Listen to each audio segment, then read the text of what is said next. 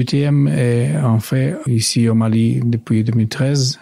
On a passé cette année en train de donner le conseil et l'entraînement des forces armées maliennes, plus récemment aussi pour le G5 Sahel Force Conjointe. Et on peut dire qu'on a déjà entraîné plus de 15 000 militaires maliens depuis le début de la mission en 2013. Plus de 15 000 militaires maliens formés depuis 2013. Et au regard du contexte sécuritaire, pensez-vous que les différentes formations suivies par les forces armées maliennes font effet sur le terrain? Le mandat de l'UTM a changé par rapport à l'évolution de la situation. Quand on a commencé en 2013, la priorité c'était de former des unités pour donner des capacités cohérentes et cohésives à les forces armées maliennes. Ça a été fait pendant le premier et le deuxième mandat. Il a pris presque 4 ans.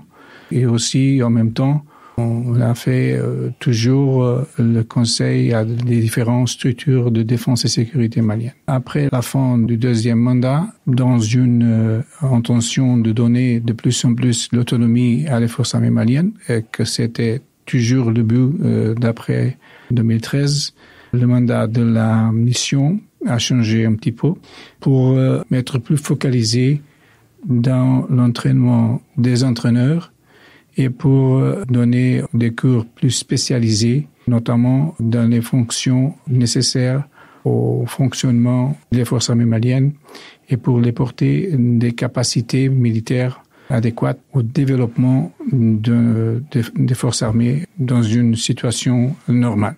À partir de 2018, avec le 4e mandat, où on a fait aussi les tâches qui venaient du dernier mandat, mais avec une audience d'entraînement de plus, que c'était la force conjointe du G5 Sahel, qui comprit aussi les pays, la Mauritanie, le Niger, le Tchad et le Burkina Faso, et bien sûr le Mali. Vous précisez que les formations dispensées au niveau du centre d'instruction Boubacar Sarrassi sont adaptées aux réalités maliennes? Bien sûr, il y a la plupart des cours qu'on donne au centre d'entraînement Boubacar Sarrassi sont des cours qui ont pris déjà la doctrine malienne approuvée. Quand il y a un besoin spécifique pour avoir un domaine qui n'a été pas arrivé à le stade de l'approbation de la doctrine, alors on cherche à s'adapter à les besoins que nous arrivent de la demande des forces armées maliennes pour développer un cours que peut être donné et aller au rencontre de ces objectifs. Vous êtes au courant, l'opération Takuba qui a été annoncée, qui vise donc à accompagner l'armée malienne sur le terrain. Est-ce que déjà cette nouvelle force attendue peut être un outil favorable dans le reste des actions de l'EITM? Je crois que tous les supports que peut être portés pour rétablir la sécurité et la stabilité, pas seulement au Mali, mais à toute la région du Sahel, ce sont des aides qui sont bienvenues. L'opération Takuba, qu'on connaît d'une façon générale, ne va pas travailler directement avec l'UTM, elle va travailler avec des autres opérations qui sont ici au Mali et dans la région. Mais ce qu'on fait, et on cherche de faire de plus en plus, c'est d'avoir la bonne coordination des différents acteurs qui sont là au théâtre pour que chaque organisation peut porter les meilleurs effets. Au-delà de la formation des militaires maliens pour cette nouvelle année 2020, quels sont vos projets? Quand je suis arrivé ici, j'ai identifié 3 lignes importantes pour la mission.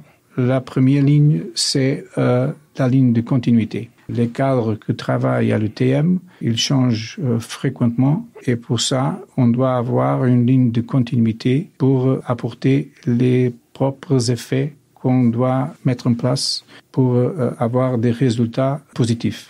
La deuxième ligne d'opération, c'est exactement lié à la situation sécuritaire. Alors, il y a des besoins opérationnels plus urgents et on doit faire la coordination de notre action, l'UTM, dans le cadre soit du conseil ou de l'entraînement, pour apporter les capacités militaires à les forces armées maliennes et à la force conjointe du G5 Sahel pour les donner de la façon plus rapide des capacités militaires bien entraînées avec la cohérence que peut porter à les forces armées maliennes encore de plus meilleure capacité militaire. La troisième ligne d'opération, c'est de n'oublier pas que pour construire une capacité de défense et sécurité, on doit toujours regarder le futur. Et alors, ça c'est la troisième ligne d'opération, c'est de porter le soutien pour préparer le futur.